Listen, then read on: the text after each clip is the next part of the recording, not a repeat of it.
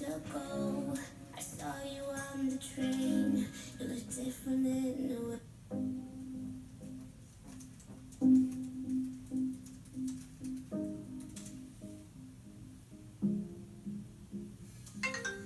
Up all night on my mind, got me thinking, what a second. Oui, allô? Ça va, toi? De nos jours, la technologie prend de plus en plus de place. Les élèves sont nés dans celle-ci et ils l'utilisent constamment. Le système éducatif tente de s'adapter à cette nouvelle réalité en intégrant les technologies de l'information et de la communication dans les classes et les gymnases.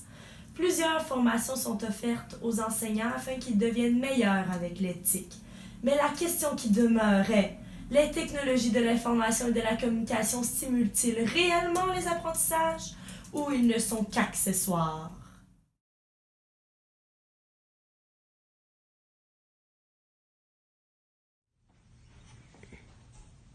Dans le fond, on a lu plein de textes scientifiques à propos d'éthique en éducation physique. Puis ce qui est ressorti, c'est qu'il y a une grande motivation chez le ministère et chez les profs à propos d'éthique à l'école.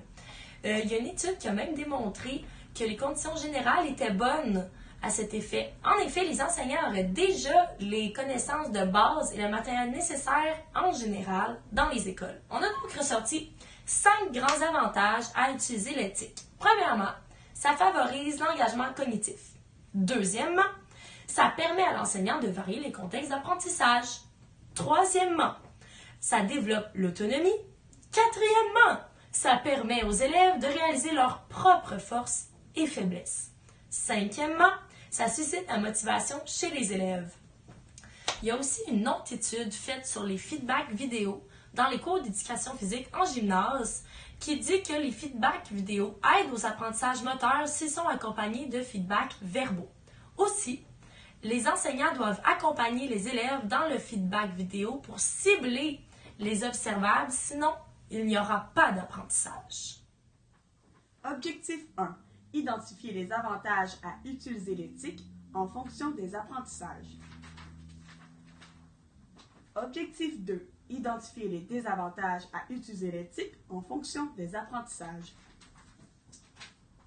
Objectif 3. Cibler la manière dont les enseignants utilisent l'éthique. Objectif 4. Cerner les apprentissages susceptibles de se faire à travers l'utilisation d'éthique. Donc maintenant, pour ce qui est de la méthodologie, nous avons décidé d'utiliser une approche qualitative déductive. Pour l'instrumentation, on a choisi des entrevues de groupe ainsi qu'un questionnaire à distribuer aux enseignants.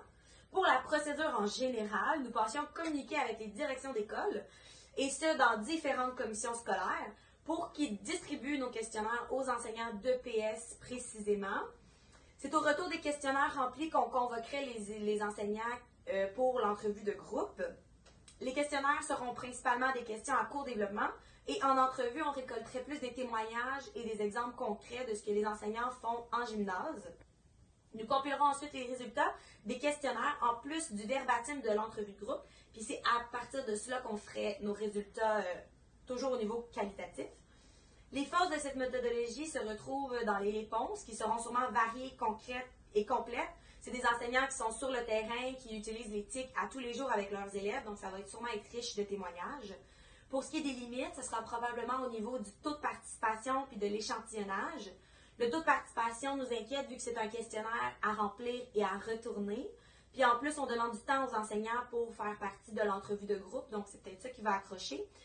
Pour ce qui est de l'échantillonnage, ce qui nous inquiète, c'est que les enseignants qui vont participer seront probablement les plus volontaires, les plus motivés. Ils seront probablement les plus susceptibles à utiliser l'éthique en gymnase.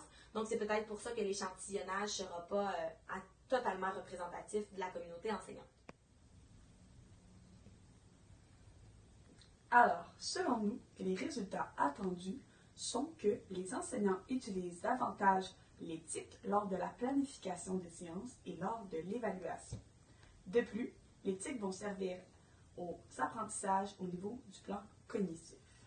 Pour ce qui est des retombées pratiques au niveau des élèves, on croit que ça va favoriser leurs apprentissages. De plus, au niveau des enseignants, on pense que ça va pouvoir outiller les profs et varier la façon dont ils enseignent. Pour ce qui est du niveau de la direction, on croit que ça va pouvoir les aider au niveau du choix des investissements financiers qu'ils peuvent faire au niveau des TIC. Finalement, pour les retombées scientifiques, les chercheurs pourront mieux comprendre les liens entre les apprentissages faits au gymnase et l'éthique.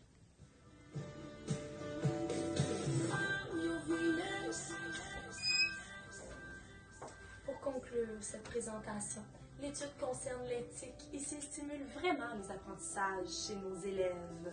À l'aide de questionnaires et d'entretiens, le but est de formuler une première conclusion sur l'éthique et les apprentissages en EPS. Nous espérons donc inspirer d'autres études afin qu'elles se penchent sur le sujet. Merci à nos auditeurs, merci à Juliette.